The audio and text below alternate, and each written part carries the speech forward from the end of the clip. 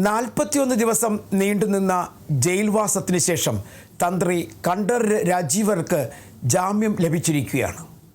വലിയ തരത്തിൽ ചർച്ചയായി മാറുകയാണ് ഈ ജാമ്യവും ഒപ്പം ജാമ്യത്തിലെ വ്യവസ്ഥകളും ജാമ്യം ലഭിക്കാൻ ഇടയായ സാഹചര്യവുമൊക്കെ. കൃത്യമായി താൻ ഒരു തെറ്റും ചെയ്തിട്ടില്ല എന്നും ഒരു തന്ത്രി എന്ന നിലയ്ക്ക് തനിക്ക് ശബരിമലയുമായി ബന്ധപ്പെട്ട പൂജാതി കർമ്മങ്ങളിൽ മാത്രമാണ് ചുമതലയുള്ളതെന്നും മറ്റ് ഭരണപരമായ കാര്യങ്ങളിൽ ചുമതല ഇല്ല എന്നുമൊക്കെ തന്ത്രി കോടതിയെ ബോധിപ്പിച്ചു.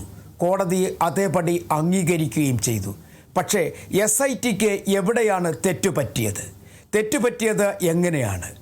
കൃത്യമായും കോടതി SITയോട് അല്ലെങ്കിൽ പ്രത്യേക അന്വേഷണ സംഘത്തോട് ചോദിച്ചിരിക്കുന്നു, ഏതു തരത്തിലെ കളവാണ് അല്ലെങ്കിൽ ഏത് തെറ്റാണ് തന്ത്രി ചെയ്തതെന്ന്, അല്ലെങ്കിൽ തന്ത്രിയുടെ ഭാഗത്തു നിന്ന് എന്താണ് തെറ്റായി സംഭവിച്ചിരിക്കുന്നതെന്നൊക്കെയുള്ള ചോദ്യം കോടതിയുടെ ഭാഗത്തു നിന്നും ഉയർന്നിരിക്കുന്നു. അല്ലെങ്കിൽ തന്ത്രിക്കെതിരെ കൃത്യമായ തെളിവ് നിരത്താൻ പ്രത്യേക അന്വേഷണ സംഘത്തിന് കഴിയാതിരിക്കുന്നതും വലിയ ഒരു തെറ്റായി മാറപ്പെട്ടിരിക്കുന്നു. അങ്ങനെ തന്ത്രിയെ അറസ്റ്റ് ചെയ്തത് മുതൽ ജാമ്യം കിട്ടുന്നതിന് ഇടയായ സാഹചര്യം വരെ വലിയ ഒരു ചർച്ചയിലേക്ക് നീളുകയാണ് എന്ന് തന്നെ പറയേണ്ടി വരും.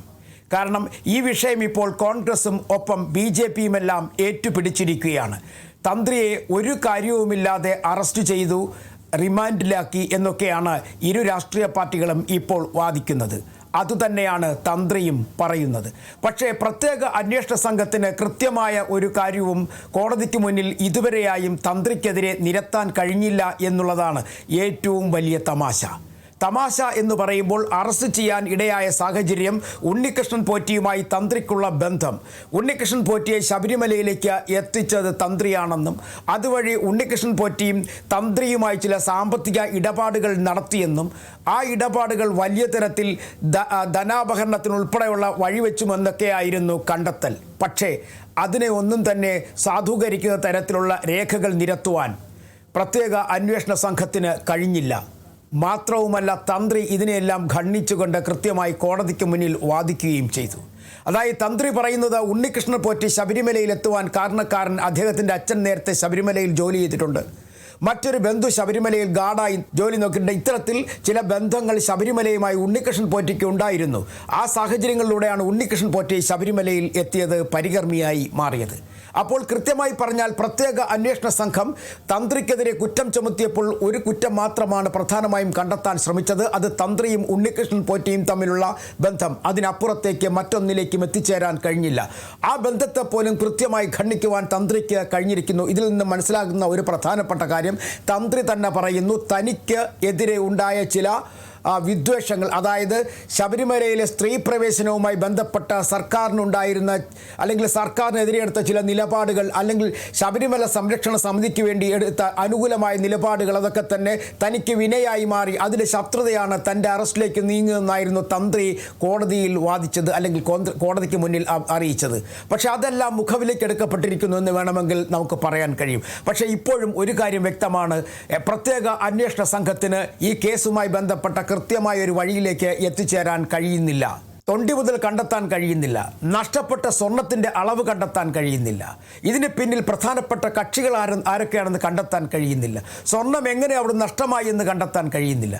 ചില ആളുകളെ അറസ്റ്റ് ചെയ്യുന്നു, അവരെ റിമാൻഡ് ചെയ്യുന്നു, കുറേ ദിവസങ്ങളോളം അവർ ജയിലിൽ കഴിയുന്നു. അതിനുശേഷം സ്വാഭാവിക ജാമ്യം കിട്ടി അവർ പുറത്തേക്ക് പോകുന്നു.